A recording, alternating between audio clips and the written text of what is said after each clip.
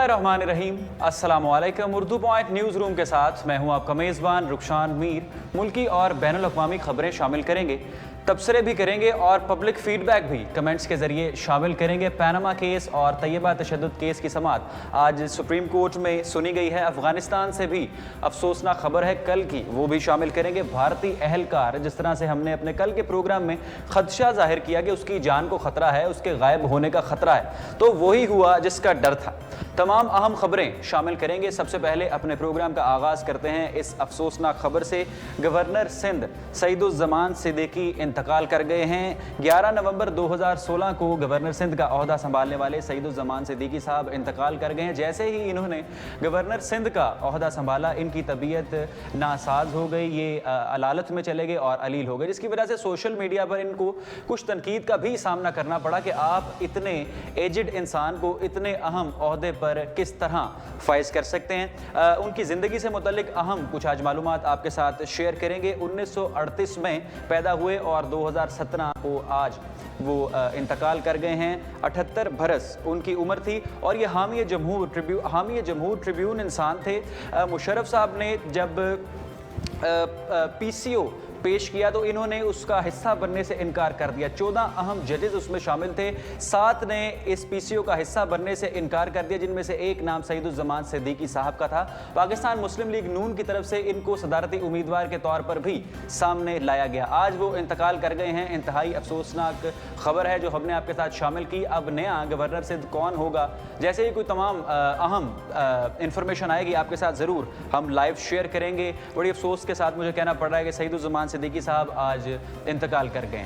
अब बात करते हैं मिलिट्री कोर्ट्स के हवाले से। सानहा आर्मी पब्लिक स्कूल के बाद जब मिलिट्री और सिविल क़यादत एक पेज पर आए और ये फैसला किया गया कि उन सिविलियंस को अब फांसी के फंदे पर लटकाना होगा जिन पर दहशतगर्दी के इल्ज़ामात आयद होते हैं, उस वक्त आयन में भी तोसी हुई और तरामीम भी की गई और मिलिट्री कोर्ट एक्ट को भी पार्लियामेंट से पास करवाया गया और मिलिट्री कोर्ट्स तश्कील दिए। अब उसमें क्या अहम इंफॉर्मेशन थी, क्या उसके फिगर्स हैं, जो उसकी कामयाबी थी, वो मैं आपके साथ शेयर करना चाहता हूँ। 274 केसेस मिलिट्री कोर्ट्स के तहत सुने गए।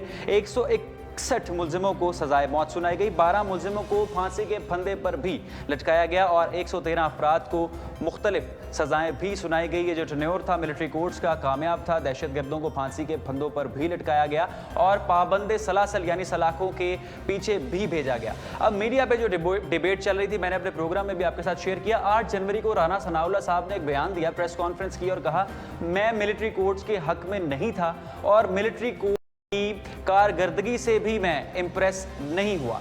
उस पर मरियम औरंगजेब साहबा, जिन्होंने रिप्लेस किया परवेज रशीद साहब को ministry of information and broadcasting पे, उन्होंने भी प्रेस कॉन्फ्रेंस की और कहा राना सनाउल्लाह साहब लाइल्म हैं, वो इस मामले पर अबूर नहीं रखते। उन्होंने लाइल्मी का इजहार करते हुए इस तरह का बयान दिया और साथ ही फिर राना सनाउल्लाह साहब ने स्विच किया और कहा मिलिट्री कोर्ट्स वक्त की ज़रूरत थी, मिलिट्री कोर्ट्स ने बड़ा अच्छा काम किया, जो भी केसेस सुने उससे कौम को बहुत फ़ायदा हुआ और सूदमंद थी। तो अब क्या मिलिट्री कोर्ट्स में तोसी होगी, कोई एक्सटेंशन मिलेगी और इसका क्या मुस्तकबिल है, इस बारे में भी जैसे ही कोई तफसीलात आएंगी, कोई खबर आएगी तो आपके साथ ज़रूर हम अपने प्रोग्राम में शामिल करेंगे।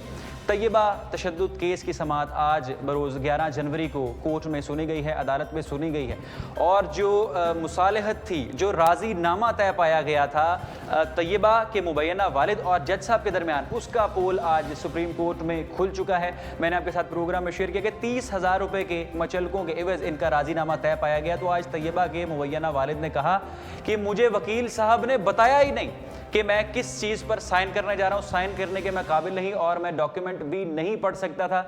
मुझे जहाँ पर वकील ने कहा मैंने अपना अंगूठा लगा दिया और उन्होंने कहा ये राज़ीनामा है। ये तो भला हो चीफ जस्टिस ऑफ पाकिस्तान का, जिन्होंने आज खुद नोटिस लिया, नोटिस लिया और इसको एक नेशनल इशू बनाया और यकीनन यही नेशनल इशू था। चाइल्ड लेबर के जो उनके जो राइट्स थे, चाइल्ड लेबर के जो हकूक़ थे, उनको मीडिया में लाना, उजागर करना। सुप्रीम कोर्ट में इसकी समाअत हुई और अब इस पर क्या पेशरफ्त आएगी वो भी आपके साथ शामिल करेंगे। लेकिन आपने आज हाल देख लिया पाकिस्तान की जो करप्ट वकील हैं, किस तरह से अनपढ़ लोगों को डिस्टॉर्ट किया जा रहा है, एक्सप्लॉइट किया जा रहा है, डॉक्यूमेंट पढ़ाया नहीं जा रहा, बस कहा है अंगूठा लगाओ और आपका राजीनामा हो गया। तो अब अदालत ने जो इसका फैसला किया है इंतहाई खुशाइंद बात है और खुशखबरी है, कौम को इस पर फ़ख्र होना चाहिए और जल्द अज जल्द चाइल्ड लेबर का कोई मुमकिन हल कौम के सामने पेश करना चाहिए कि क्या ये बच्चे हमेशा इसी तरह मजदूरी करते रहेंगे, मारें पीटें खाते रहेंगे, या पढ़ लिख के कोई मुल्क के लिए अपना मरकज़ी किरदार भी अदा करेंगे।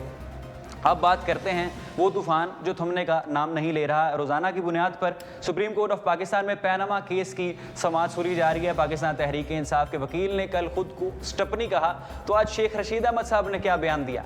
रोज़ाना फॉलोअप इसका देते हैं। आपको याद होगा मैंने कहा था कि शेख रशीद अहमद साहब ने कहा मेरा केस इंतहाई शॉर्ट, स्वीट और स्मार्ट है, SSS। उन्होंने जज साहब को कहा और जो बेंच था जजेस का उन्होंने इसको मजाक में डाल दिया और कहे भी लगे।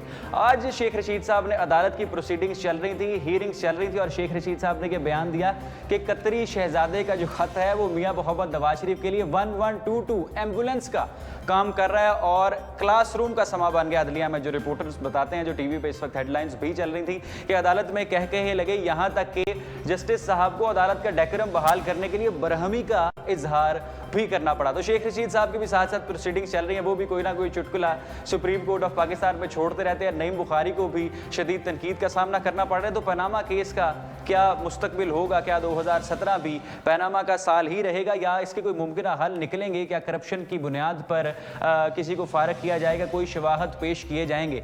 ये भी याद रहे कि जो 16 सवाल नईम बुखारी साहब के सामने जजेस के बेंच ने रखे थे, 16 सवाल, नईम बुखारी उसका जवाब देने में फेल रहे, फ्लॉप रहे। प्रेस कॉन्फ्रेंसेस बहुत की और जज साहब ने ये कहा, जो बेंच था उन्होंने कहा कि हम आपकी प्रेस कॉन्फ्रेंस या तकरीर पर फैसला नहीं करेंगे, हम शवाहद और सबूतों की बुनियाद पर फैसला करेंगे। तो पाकिस्तान तहरीक इंसाफ को जल्द अज जल्द कोई सबूत लाना पड़ेगा ताकि ये पनामा का तूफान थम सके। कौम भी एक सस्पेंस में है, शशोपंज में, तो इसका भी जल्दी कोई नतीजा निकलना चाहिए। अब इंतहाई अफसोसनाक खबर शामिल करते हैं अफगानिस्तान से। अफगानिस्तान के हालात मुस्बत क्या, थमने का जो वहाँ पर तूफ़ान है दहशतगर्दी का और जो लड़ाई वहाँ पर चल रही है थमने का नाम नहीं ले रहा। एक तरफ अफ़गान तालिबान है, एक तरफ अफ़गान हुकूमत है, एक तरफ पार्लियामेंट है, एक तरफ तालिबान है, एक तरफ अमेरिका की सपोर्ट है, तो एक तरफ दूसरे ममालिक की सपोर्ट है। कल 3 धमाके अफ़गानिस्तान में सुने गए हैं। एक धमाका लश्करगाह, अफ़गानिस्तान का शहर है लश्करगाह, एक धमाका वहाँ पर हुआ, एक धमाका कंधार में हुआ और एक धमाका काबुल में हुआ। अब जो कंधार वाला धमाका था उसमें यूनाइटेड अरब एमिरेट्स के 5 सफारतकार मौजूद थे जो 5 जाँ बहक हो गए।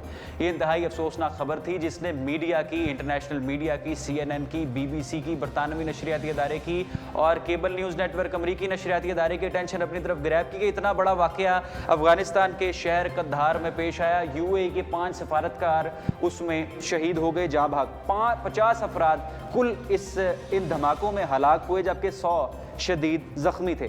और जो दिलचस्प बात मैं आपके साथ शेयर करता हूँ कि लश्करगाह और काबुल के धमाके की जिम्मेदारी अफगान तालिबान ने कबूल कर ली है, जबकि कंधार का जो धमाका है इसमें सफारतकार भी शहीद हुए हैं, उनकी जिम्मेदारी उन्होंने कबूल नहीं की। जो ट्विटर हैंडल्स थे अफगान तालिबान के, उन्होंने साथ ही फ़ौरन ट्वीट्स करना शुरू कर दी कि हमारे UAE के साथ मुस्बत ताल्लुकात हैं, हम UAE वालों को नहीं मार सकते, इस धमाके की जिम्मेदारी किसी और पर आयद होती है। और जो नाम सामने आ रहा है जनरल अब्दुल रज़ाक साहब का, ये अफगानिस्तान के कोई जनरल हैं, इनके शायद ताल्लुकात उनके साथ बेहतर नहीं थे सफारतकारों के साथ, और ये धमाका अब अफगान तालिबान इन पर इसका कीचड़ उछालने की या इसका इल्ज़ाम करने की कोशिश कर रहे हैं। जनरल अब्दुल रज़ाक यकूब साहब के 2 धमाकों की जिम्मेदारी उन्होंने कबूल की और 1 धमाके की जिम्मेदारी कबूल नहीं की। अब इससे अफगानिस्तान की फ़ॉरेन पॉलिसी जो कि पहले ही बिखर चुकी है, टूट चुकी है, उस पर क्या नताइज असरअंदाज होंगे ये भी वक्त ही बताएगा।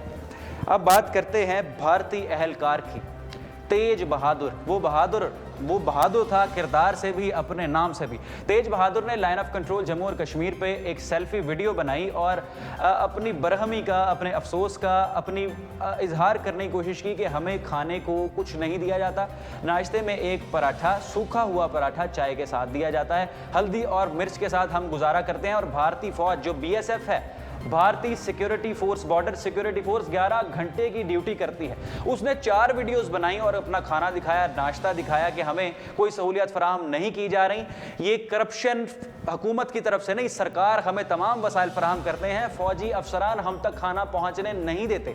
उसने साथ साथ ये भी कहा कि इस वीडियो बनाने के बाद मेरा पता नहीं क्या होगा, मैं बचूंगा या नहीं, मगर मैं चाहता हूं कि भारतीय अहलकारों का भला हो, उनको खाने को खाना बेहतर नसीब हो। इसके बाद जो एक्शन लिया गया IG की तरफ से, वो भी मैंने आपके साथ शेयर किया। उन्होंने एक तो उस पर इल्ज़ाम तराशी की कि वो शराब नोश, वो नशे की हालत में था, उसने नशे में ये वीडियो बनाई और उसको वायरल की। साथ ही साथ ये भी इजहार किया कि ये million of shares and likes इस वीडियो ने लिए हैं, इसको आखिर शेयर उसने कैसे किया, उसने कैसे इसको पोस्ट किया। अपनी करप्शन का उसने उस पर नज़र नहीं डाली, अपनी करप्शन की बात नहीं की, उसको शराबी भी कह दिया, उसको करप्ट भी कह दिया, उसको बेवकूफ़ भी कह दिया और उसकी हेडक्वार्टर्स में उसकी पोस्टिंग कर दी। आज उसकी बीवी का बयान सामने आया जो मैं अपने तमाम व्यूअर्स के साथ शेयर कर रहा हूँ।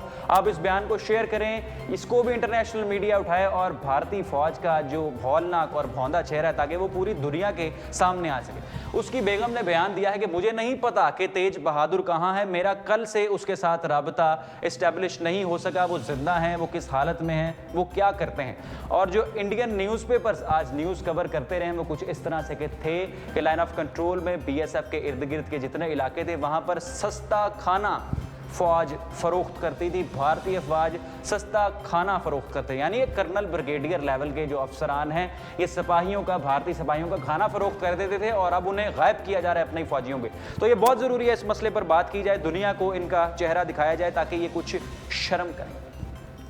अब बात करते हैं पाकिस्तान में जो मनशियात का मसला इस वक्त चल रहा है। जो रिपोर्ट्स थी गुज़िश्ता बरस भी आपको याद हो कि मलिक साहब ने प्रेस कॉन्फ्रेंस की थी और वो फैक्ट सामने लेकर आए थे कि 53% इस्लामाबाद के जो लार्ज स्कूल्स हैं उनके तलबा डायरेक्टली या इनडायरेक्टली मनशियात के इस्तेमाल में मुलव्विस हैं, यानी हेरोइन है, चरस है, इस तरह के नशों में इस्लामाबाद के बच्चे मुलव्विस हो चुके हैं। और एक जो गुज़िश्ता दिनों एक रिपोर्ट सामने है कि इसकी तादाद में वाज़िया बरतरी सामने, ये तादाद और ज़्यादा इसमें बढ़ रही है। जो स्कूल गोइंग किड्स हैं और जो कॉलेज में बच्चे जाते हैं, जो यूनिवर्सिटी गोइंग स्टूडेंट्स हैं, उनमें मनशियात का इस्तेमाल ज़्यादा देखा जा रहा है। हेरोइन है इसमें, और जो इसमें उम्र है 16 साल से लेकर 19 साल के, इस पे गौर किया गया इस रिपोर्ट में कि 16 साल से लेकर 19 साल के जो तालिब इल्म हैं उनमें ये इस्तेमाल ज़्यादा पाया जा रहा है। तो अब स्टेट इस पर कैसे एक्शन लेगी? स्टेट की जिम्मेदारी है कि इस पर एक्शन ले, इस नासूर को, हीरोइन के, चर्स के, इस मनशियात के नासूर को पाकिस्तानी यूथ से